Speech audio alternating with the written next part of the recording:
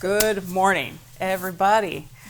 Yes, I'm kind of sad because this is the last of our four-part series of foods we love, celebrating everything for Heart Month, right? This was our way to kick off doing that.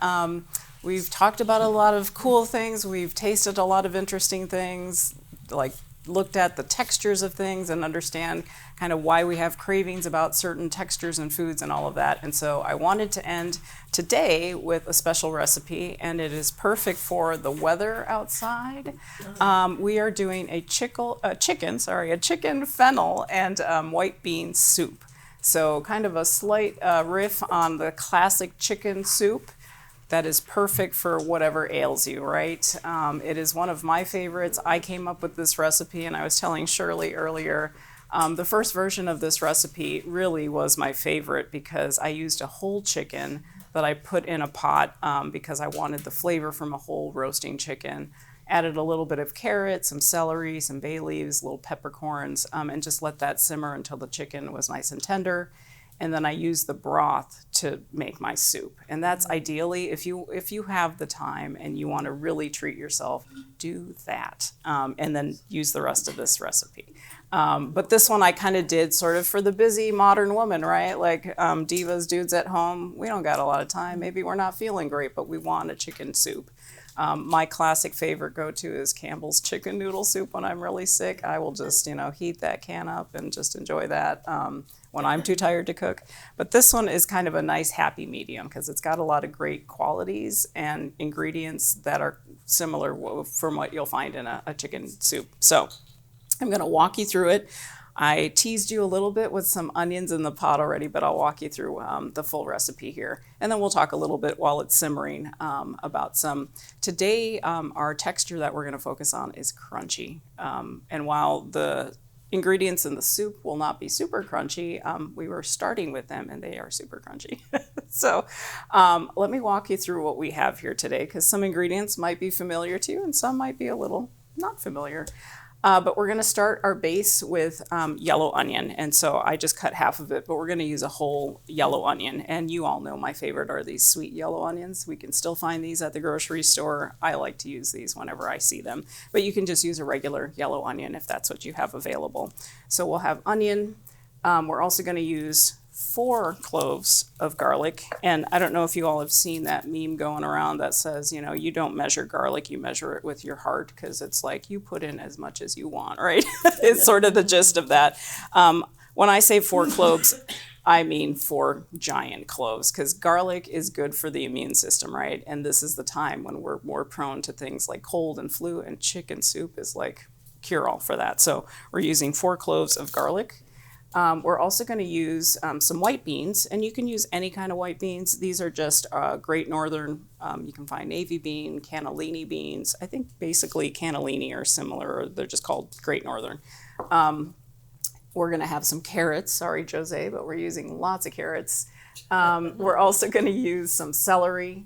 Great properties. There are some things in here also, as we were talking about Heart Month, that help with our immunity, but also help keep our blood pressure in check. We'll get to that in a minute, but celery is one of those things. And then this little guy here, funny looking vegetable. Does anybody know what this is? Fennel. This is fennel. Okay. Anybody cooked with this before? Okay. What have you done with it? Fennel seeds. Yeah, exactly. Okay. Just eat it raw. Just eat it raw. Oh, okay. The white. Yeah, the bottom, the bulb. So it consists of this bulb at the bottom, and then you have these stalks and these fronds that look very similar to dill, right? Mm-hmm. It has a beautiful sort of anise or licorice kind of flavor.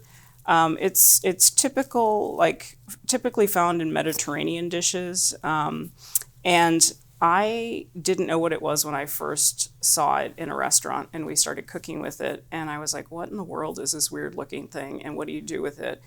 The ways that I like to use it now are similar to an onion. It just adds that different fragrant flavor to your dishes. And so I think it's a beautiful thing to add to something like a chicken soup, because we're going to use the bulb, and then we're going to use some of these fronds. You can use the stalks. They're a little woodier because, They almost look like celery, right? But they're just a little bit woodier. And so if I'm going to use those, I might just put those in with a roast or something just so they have more time to break down because they're woodier, a little more fibrous, but they still have great flavor. And then we're going to add some of the fronds as well to just give some fresh herbs to the soup. You can add as much as you'd like or as little as you'd like just to get used to the flavor, but I'm probably going to do maybe 1 or 2 of these stalks and use some of that. Yeah, so fennel is great. It has good health properties as well. It is one of those antivirals, so it's good for the immunity. It has great antioxidants. It just tastes great. And It smells good. yeah, it does smell fantastic. Come on in. No, you're all good. So fennel, we were just talking about, is going to be in our recipe today. One of my favorite recipes that I've seen, I've not tried it yet, but if you all are curious about what other ways you can cook with fennel, you can find fennel in a recipe that's almost like, do you know potatoes au gratin? So you can do a dish like that that has big chunks of fennel, and you're basically like roasting it in the oven, but it has cream, it has Parmesan cheese, might have a little butter in there. It's a very decadent dish to kind of go as a side for maybe like a roasted meat or something like that, or maybe just on its own. But it's a beautiful classic dish called fennel and cream. And so we're not making that today, but if you're curious about what else can I do with this, that's kind of a classic recipe. Okay, and then just kind of working our way through the ingredients, we also have a little bit of Italian parsley and then some rosemary, also good for our immunity, right? Rosemary, I was looking this up last night. Is there anything that rosemary can't cure? Seriously, the list of health properties for rosemary was like a page long. It's great for think of every system in your body. Rosemary is good for that. Good for our eyes, good for our lungs, especially good for, like, it has those antiviral properties. And it smells great. You can use it in sweet or savory foods. I love it. I think it's a great addition for this soup because we're thinking health, right? We've got all sorts of wonderful ingredients, but we're going to add a little bit of that at the end. And then we're using today some low sodium chicken broth. And last week we were talking a little bit about sodium. This recipe already, I kind of wanted to just experiment a little bit with that. So we're going to be using 2 quarts of that, and then just a little bit of salt and pepper to season. And then obviously we're going to use some chicken. I have 2 pounds of already kind of thinly sliced chicken. And sometimes, when you're making a chicken soup, I was saying earlier, for those of you who just joined us, like making a whole chicken and simmering that and using the broth from that and the meat from that is going to give you the most intense flavor for a chicken soup. But today I kind of wanted to make this sort of a more easier to do in time, I should say, recipe. And so we're just using chicken breast. It's boneless, skinless, so that also cuts down on your prep time. And it's already been cut because I didn't want to cross-contaminate my board here today. So that is pretty much all of our ingredients, and then just a little bit of water too. So what we're going to start with is I'm going to turn my pan back up here. I teased you a little bit with those onions in the pan. It's 3 tablespoons of olive oil that I added, and then we're going to add a whole onion. So I'm going to finish cutting up our onion here, and I'm using this delicious yellow onion. Just going to take the peel off. It's always a little trickier to do with my gloves on for some reason, but here we go. And so, how I was saying too, this stuff you can use, these peels, keep in your fridge or keep in your freezer until you build up a bit. This is great if you wanted to make your own broth to then make your soup, right? But we're not going to do that today. I cut off just a little bit of the root, but if you can see, it's still intact here, so that when I do that fancy cut to dice my onion, it's not going to fall apart. Okay, I've got fennel fronds all over the place today. All right, so if you guys remember how I cut this, I start this way now. I'll show you 2 ways, and then I'll cut it the way I usually cut it. But you can just go across these ridges and make your slices this way, right? One way, then turn it and make your cuts this way, so you get a dice. I tend to go in at the side, but I always have my hand out of the way, right? Because I don't want to cut myself. So I go in at the side. My knife is very sharp. And I'm going not quite all the way to the back where the root is keeping everything together. And sometimes I get lucky and it all stays together, and sometimes, like this morning, it's all gonna fall apart. But that's okay, because this is all gonna cook down. We basically wanna saute our onion with our fennel, and this just smells delicious already, you guys. So when I get to the end, I don't want that root piece, so I kind of trim around it to get as much of that onion out. So I'm not using that. And just so things are a little more uniform, I might just run my knife through just a little bit more. Just so there's no large chunks in there. Okay, so 3 tablespoons of oil in the pot with 1 full onion. And then the fennel. So what I'm gonna do first is just kind of knock this down a little bit so it's easier to work with. And I just go right where the stalks meet the bulb and cut down. So you have all of this that you can use for later, which we will do. And then it has kind of like the root end also, and I trim that a little bit just so that it's easier for me to cut. And I'm gonna pass this around because you know me, I like you all to be able to smell things and get that sensation, because we were talking about all the different tastes and smells. This really is one of my favorite vegetables to cook with. Now from here, sometimes if you see the outer peel of this is blemished, I take that off and I might save that to use like for scraps in a broth or something. I'm going to try to cut this as easily as possible, but there's that core still.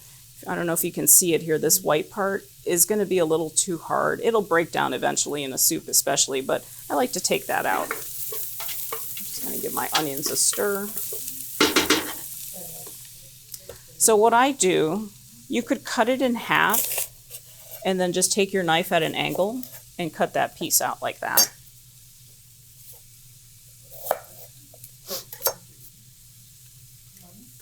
And then kind of like an onion, I'm just going to cut some long cuts into this and then turn it so I can dice it. And in a minute, when I add this to the pot with the onions, you guys are going to love me. You're going to be like, Raquel, this is the best smell I have ever enjoyed. 8 o'clock in the morning on a Saturday, on a rainy, drizzly, cold Saturday, right? This is perfect. I almost thought about bringing, I forgot it. That was the one thing I forgot today. So you all see me either using my knife or my hands to kind of get my stuff into the pot or into my bowls here. There are also things called bench scrapers. They're these kind of rectangular metal, kind of like scrapers, right? You can find a lot of pastry chefs will use those. I have one at home that sometimes I use when I'm chopping a lot of things and I just, you know, I want to spare my poor knife. I don't want to dull the blade.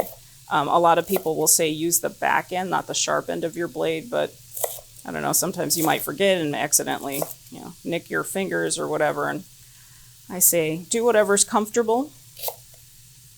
I'm holding this together a little bit just because it's not completely flat, but it's flat enough so that I can get a nice little dice here. And so I'm going to do this. So these are a little bit chunkier, but they're going to break down in a minute. It's really, seriously, the best smell in the world.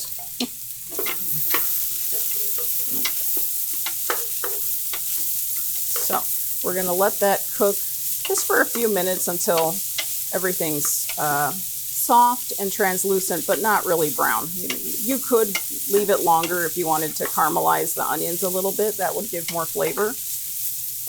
But for today, we're just going to cook that down. And then I'll walk you through a couple other things we're going to add. So we're going to add in our carrots. Let's do our carrots next. So I had 6 carrots, and I have a gripe. I have a gripe with HEB. So I don't know what the deal is with carrots lately, but they're super skinny. They're like pencils, right? Okay, it's not just me. What is happening? But lately, they've had all these different types of carrots, organic carrots, the big 5-pound bag, there's somebody had a store that was giving like selling carrots for $1 a bag, the juicing carrots, and I was like, what is happening with carrots? It's either too little or too much. This is what I say when I say 1 carrot. I want you all to have like a regular, normal carrot because I want this to be packed with this. And you all tell me, so as you were growing up, what did you hear carrots were good for? Your eyes, right? So vitamin C is great. But carrots, obviously, great source of fiber. You could just give these a good scrub and leave the peel on, so even more fiber. But what I'm going to do today is just peel them, and then I cut them into these nice rounds. Or you could even just cut them into like the half moon shape if you like a smaller piece. But, we're talking about adding some good bulk to our chicken soup today. And this is one easy way to do that, is to just pack it with veggies. And carrots are one of my favorite veggies when you can find them. When they're good like this. So I wanted to make sure that it had a lot of good texture, a lot of good flavor. There's nothing more sad than getting a soup and it just doesn't have enough, like the distribution of all the ingredients, and you're like, hey, it only had 1 piece of carrot.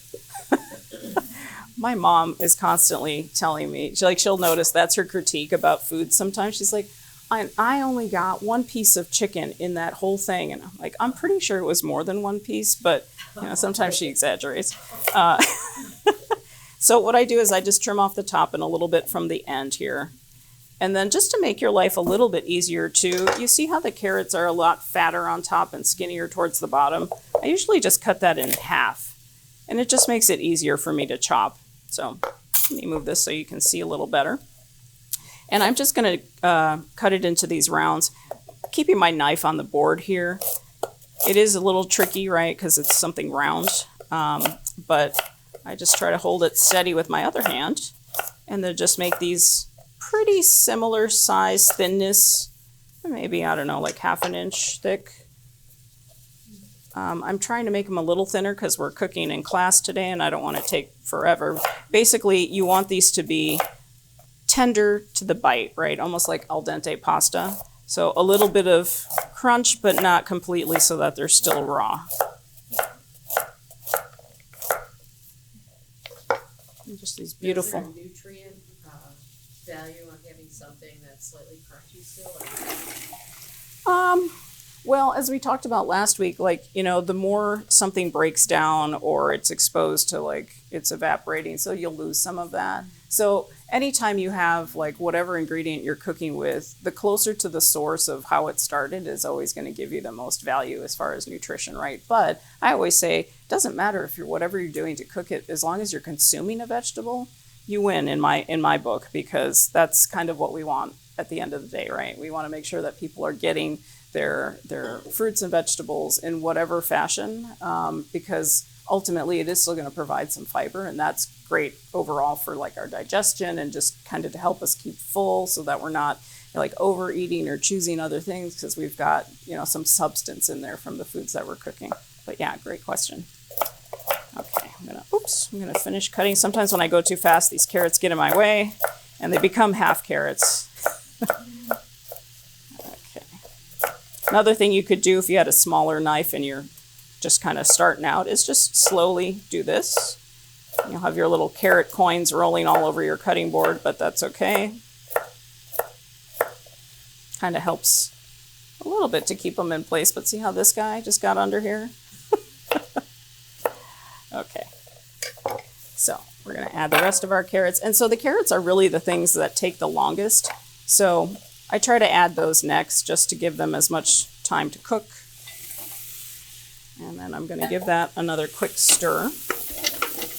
But it is smelling good in here, right? That fennel. That fennel just adds another dimension of flavor, I think. So we're going to add that. And then the other crunchy thing we're going to add is some celery. And I've already trimmed this up a little bit just for time's sake, but I take off the big white ends. I've given this a nice quick wash. The top frilly part, I cut that off too, and I'll use that for making my own stock. Something that I like to do is just take a couple, kind of line them up here. And you could cut them with the the curly side down.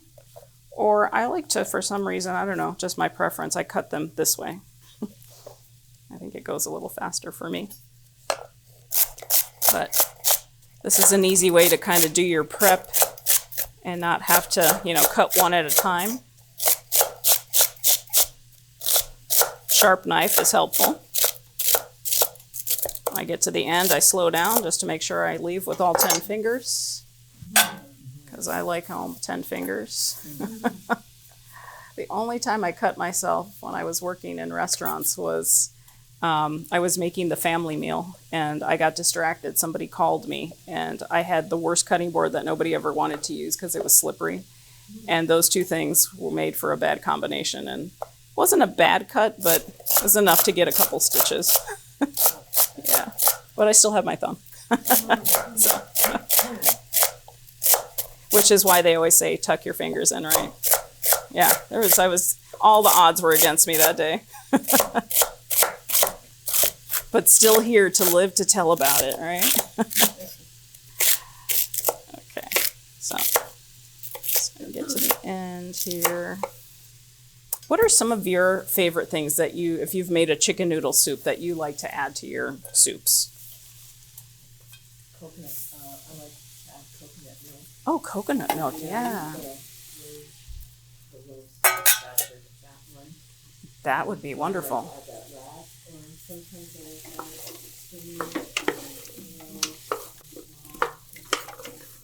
Yeah, that almost gives it, I feel like a chicken soup like this you're seeing some very classic ingredients, right? You have the onion.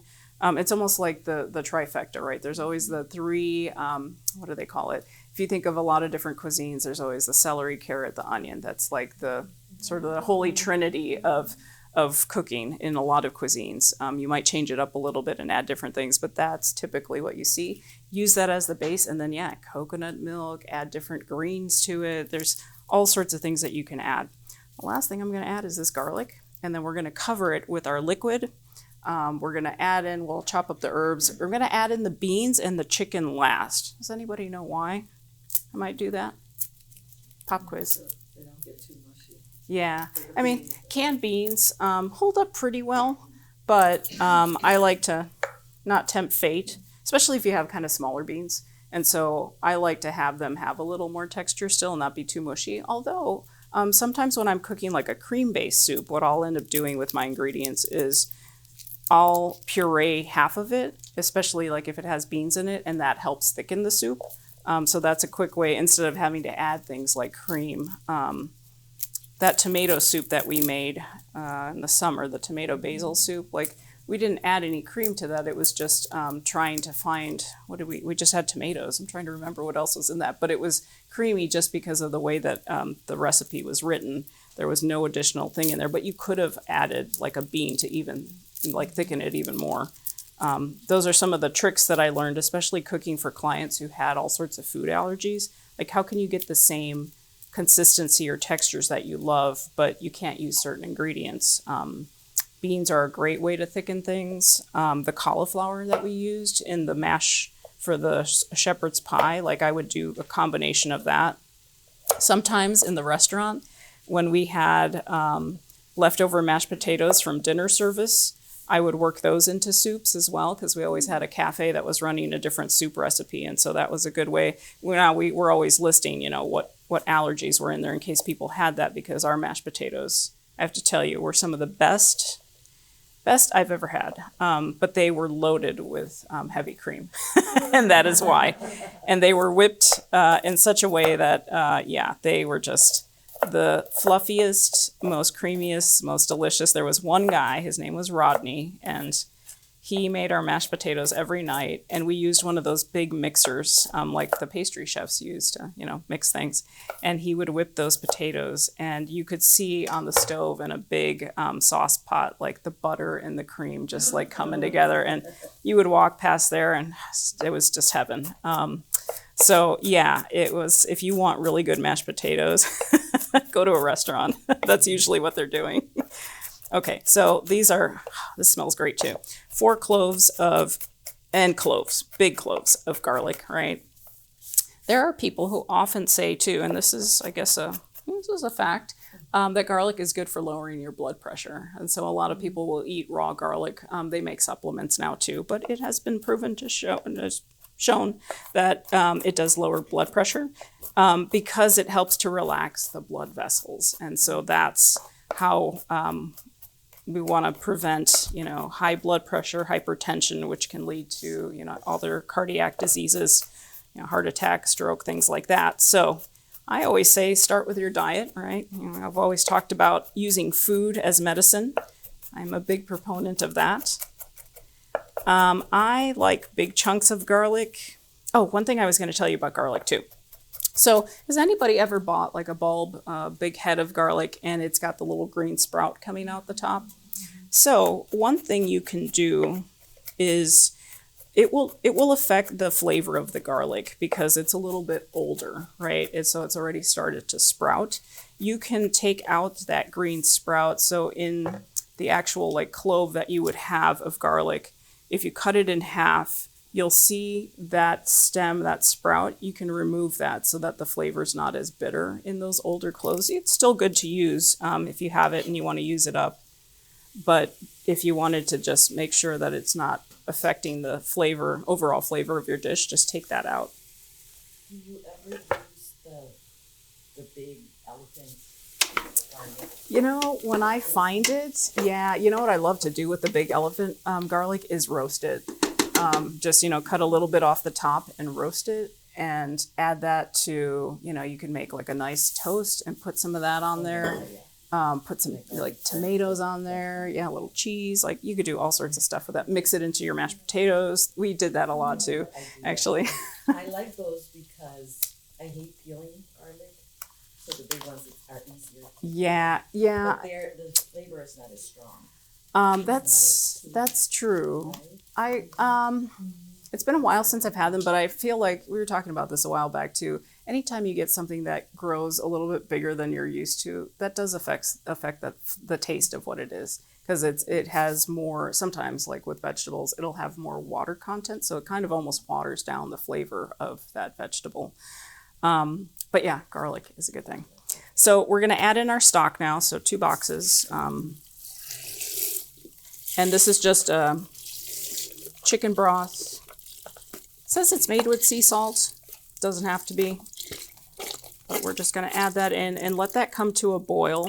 So it's 2 boxes. So basically 8 cups of chicken broth. And then 2 cups of water.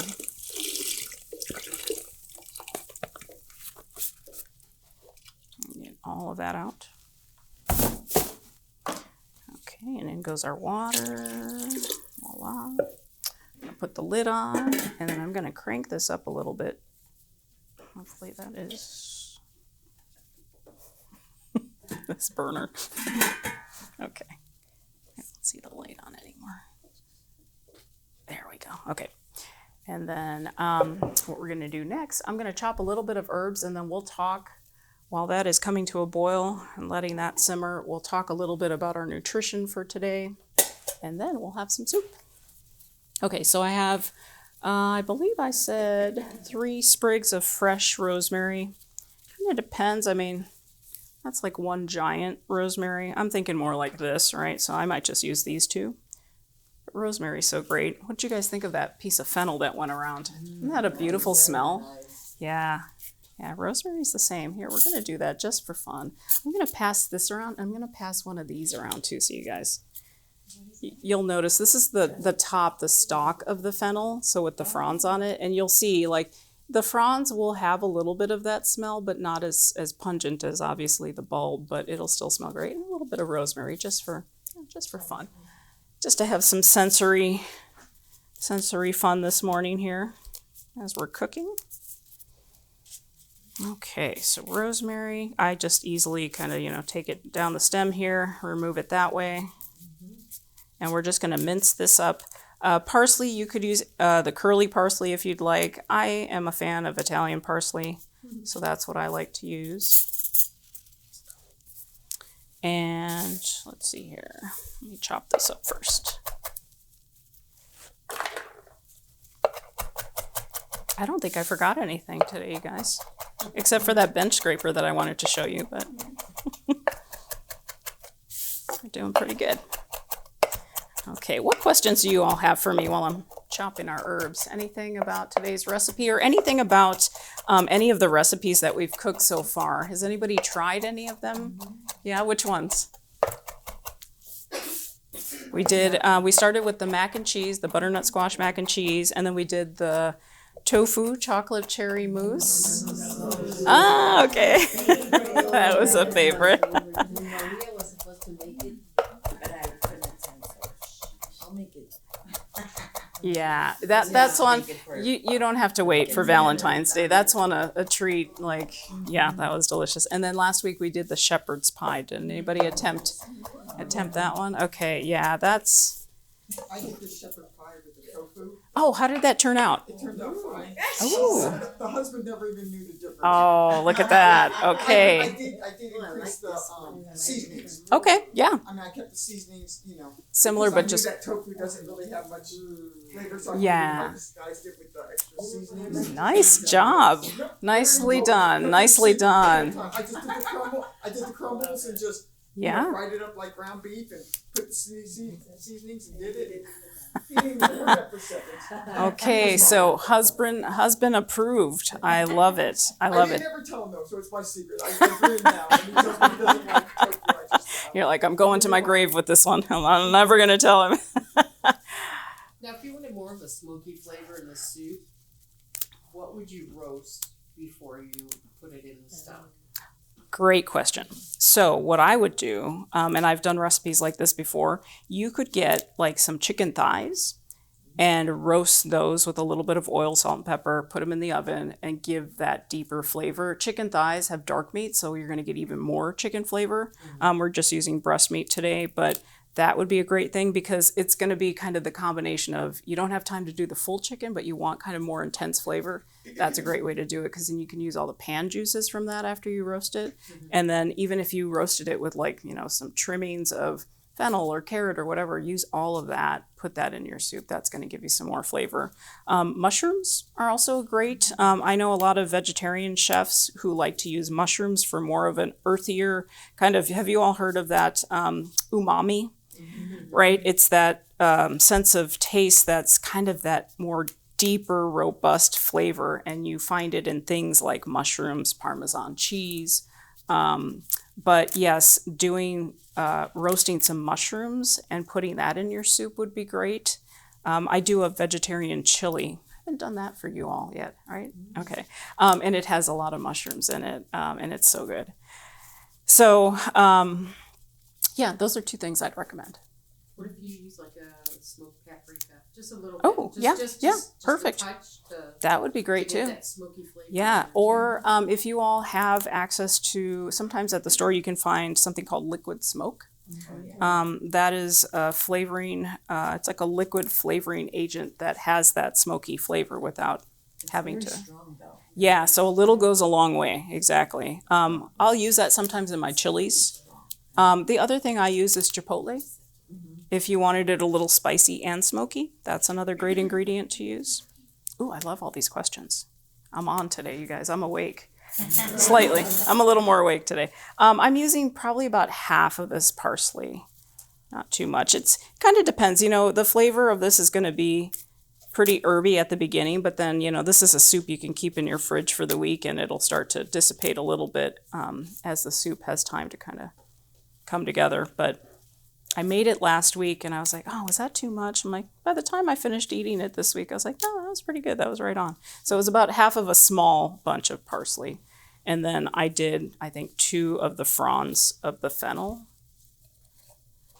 So. When I'm in a hurry, I just take scissors and cut my parsley, leaving the stems, you know, but cutting Yep. it small. That's okay, right? That is great. That is, if you have a nice pair of, you know, scissors that are just for the kitchen, or they sell like those kitchen shears. I have a couple pairs of those that I like because they do the job in a pinch. I'll use them even for like trimming the ends of green beans. Kind of makes things go a little bit faster. Yeah, absolutely. Sometimes this is stuff I'll use to make, like to put in my stock also when I'm making my own broth. For me, it's more texture in the soup. Yeah, sometimes it's like cilantro. Some people like to use everything, and you can, because cilantro is a little less, like the stems are not as thick. But we're gonna do this. I'm hoping my pot comes up to a boil here. Otherwise, we're in trouble, guys. I don't hear it boiling yet. I'll check it in a minute. Okay, and then the last thing is those fronds that we're gonna use. So I'm gonna just put all my herbs here in this little dish. Okay. Whoop. There we go. Some made it in, some did not. All right, so, and then this is easy. So I'm just gonna kind of take these off like that. Did you all notice the difference for that one coming around? Like, it still has that smell, right? But it's maybe not as pronounced as the bulb that has the most fragrance. Now, you usually put your herbs in at the end and close at the beginning, like the onion and the garlic.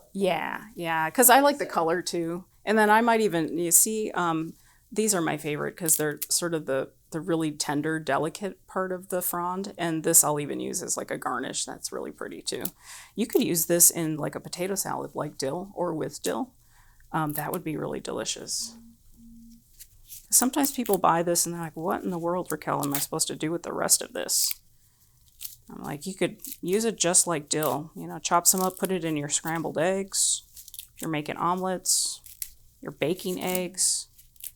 Although eggs right now are a sensitive topic, so maybe we'll stay away from that. Right? Using this, is anyone driving in radio one?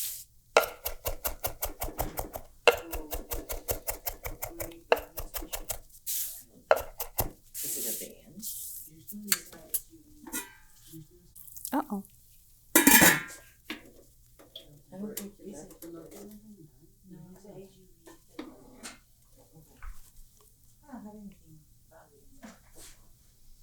Okay. All right, so we're going to let that hang tight for a little bit. We're good to go. The last things we're going to add are our beans and the chicken. So we got a little bit of time on this. So why don't we move on to our nutrition.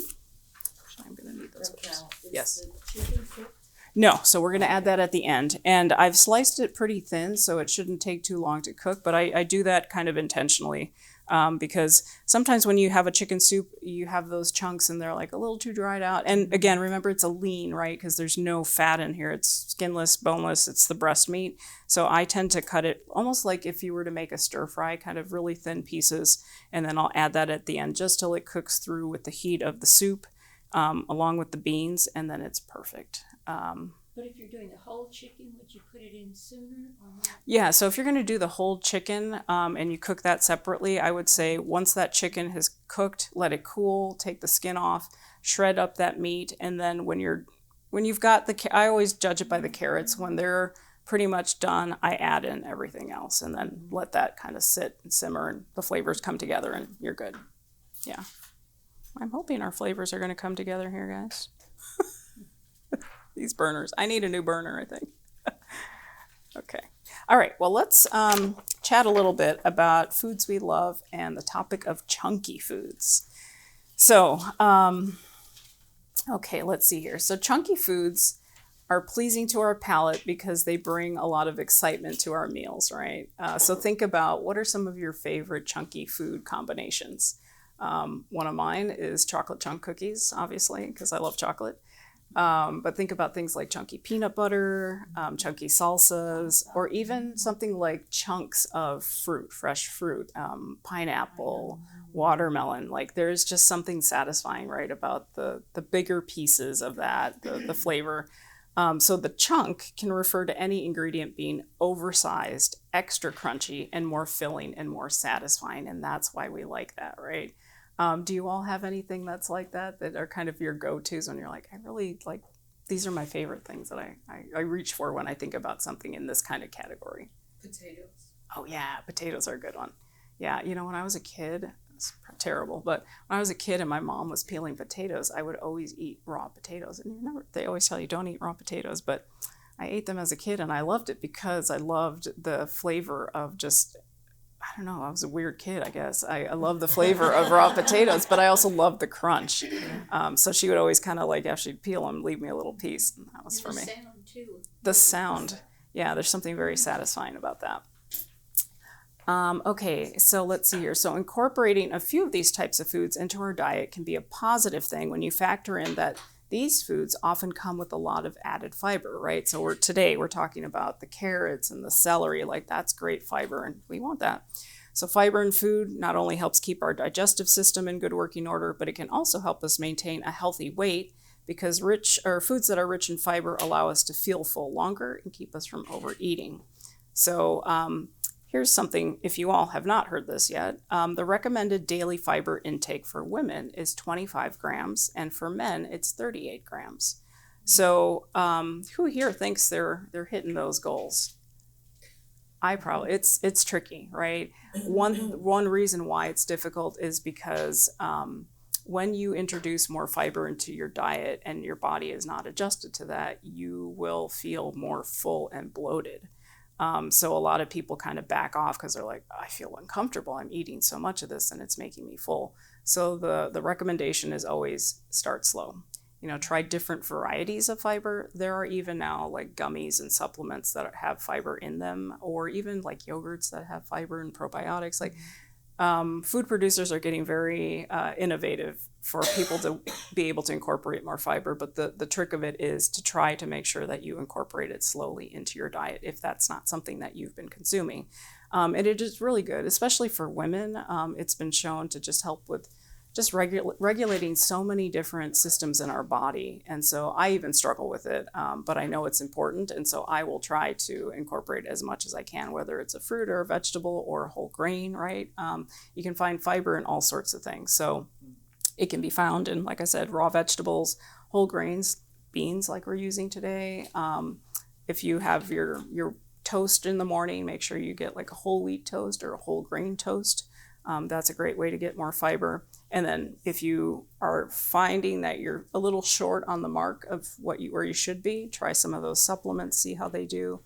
One way that you can track your fiber, there's all sorts of different apps. Does anybody have any that they like to use to kind of like track their food?